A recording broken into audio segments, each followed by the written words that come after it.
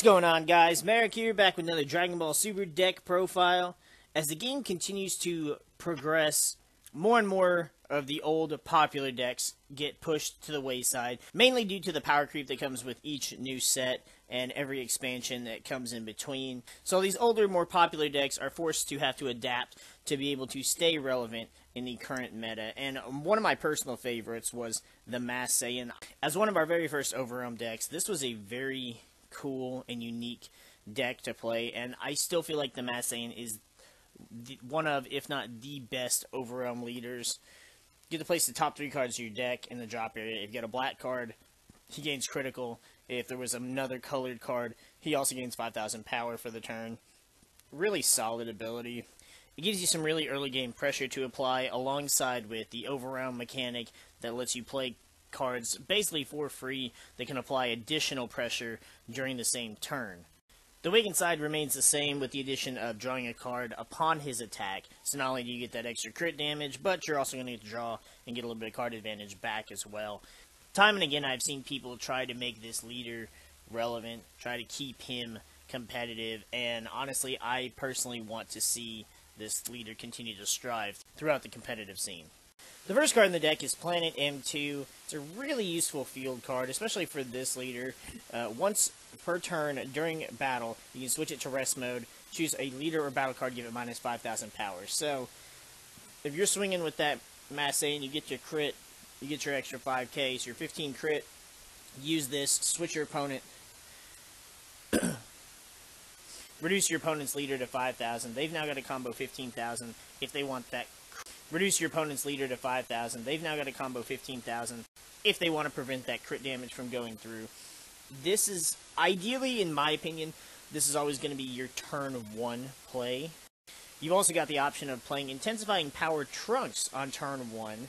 When he attacks, you can choose a card in your life, add it to your hand. He gains plus 10,000 and critical, so 15,000 crit coming at your opponent, plus 10 to 15,000 crit from your leader. That's really early pressure for 1 energy and a lot of crit damage. They're either going to have to just suck it up and take it, or they're going to have to dump resources into preventing that damage from going through. Then we've got Hidden Power E Supreme Kai. When you combo with him, the battle card gains double strike plus the 10,000 you're comboing.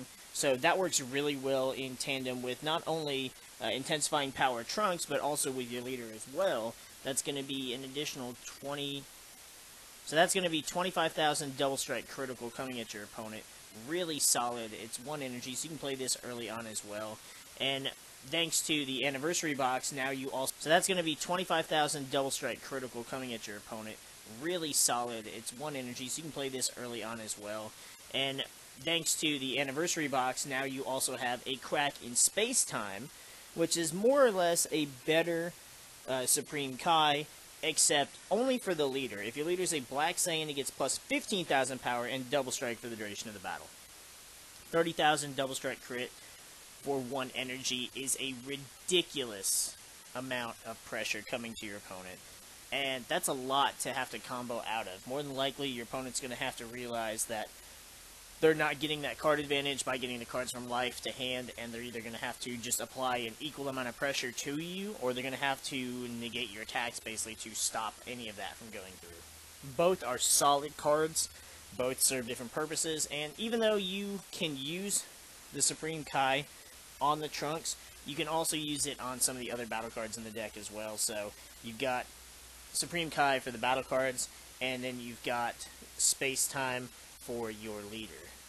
Next we have Bardock, Awakened Instincts. When you overwhelm him, you get to draw 2 cards and then discard a card. 20,000 power, that's not too bad, especially since you can play him for no energy, and again you can use the Supreme Kai to give him double strike.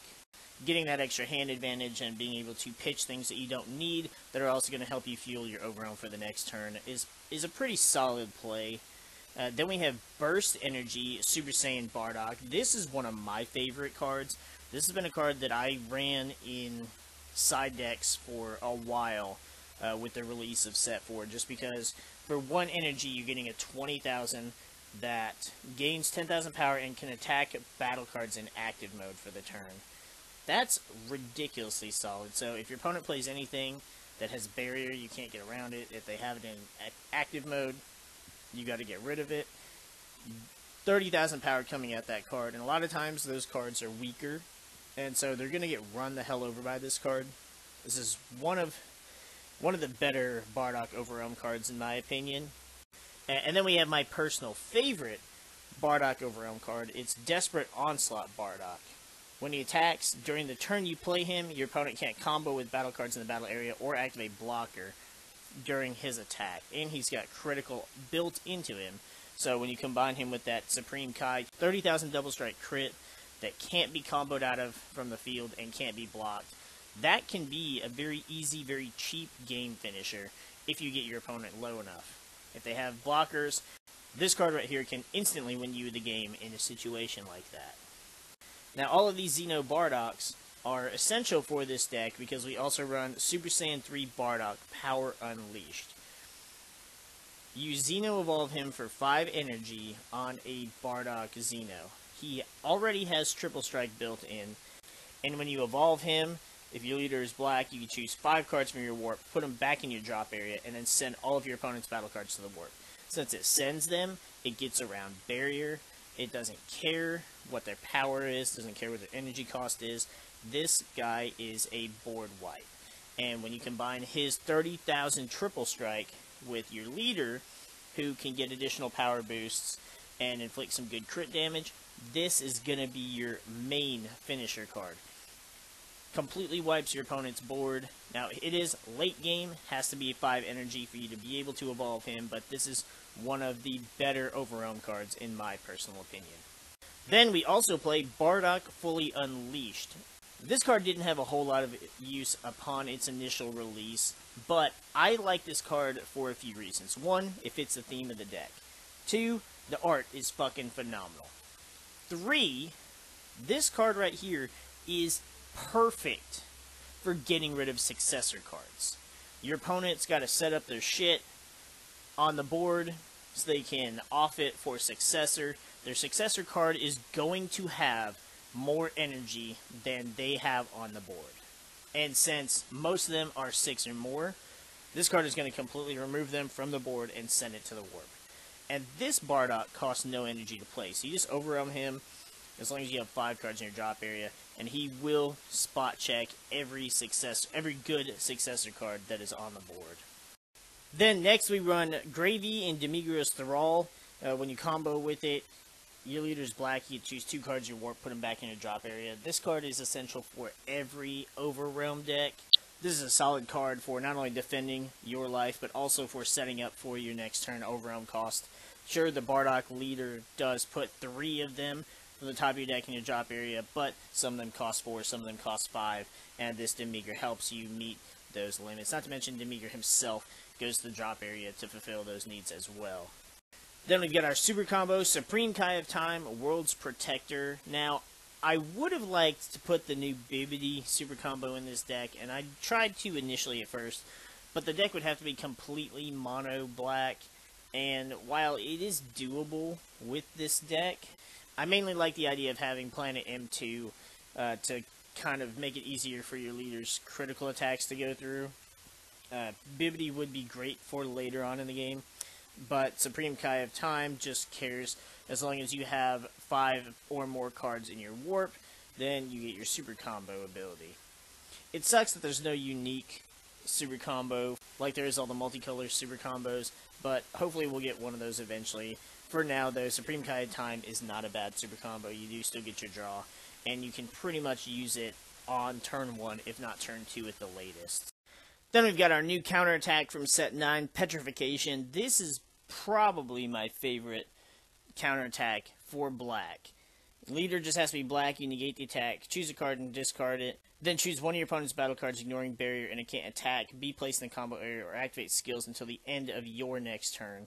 So it's kind of like a mini Mafuba for black leaders, and I really like this card. I think this is a solid card for not only stopping your opponent from doing anything, but this basically stops 2 attacks in one. You're going to stop the attack that is happening, and you're going to choose a card that can't attack until the next turn. So You're getting to stop 2 attacks in one, and you're getting to negate all the abilities of the most problematic card on the board.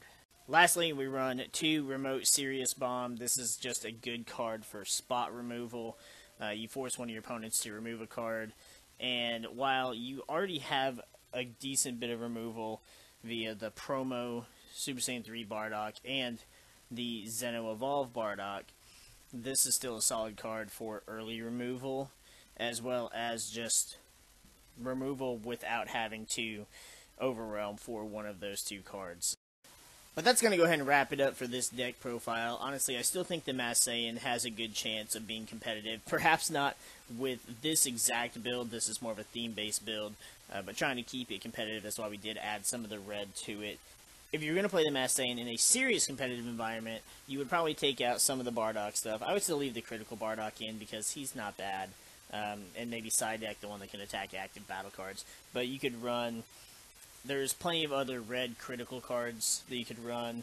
The GT Spaceship Engine is always perfect for this because you can search out the 1-drop and 2-drop Trunks that have critical. You can get the 3-drop Goku that has critical. You can get the Pan that gives everything 5,000 power and double strike. There are definitely plenty of options to make this deck a bit better, a bit more competitive-wise, but I really just kind of wanted to focus on Xeno Bardock because none of his cards get played, and it makes me sad because I really liked the Super Saiyan 3 Bardock when it first got released, but we only had one Xeno Bardock to evolve it on, and that was the one that was played with Overwhelm. He gains double strike, and you're like, wow, well, that's kind of garbage, whatever. Well, then they started giving us more Xeno Bardock cards, and that in turn made it easier to play the Super Saiyan 3 Bardock that is a board wipe with triple strike, so that's kind of what I wanted to highlight on.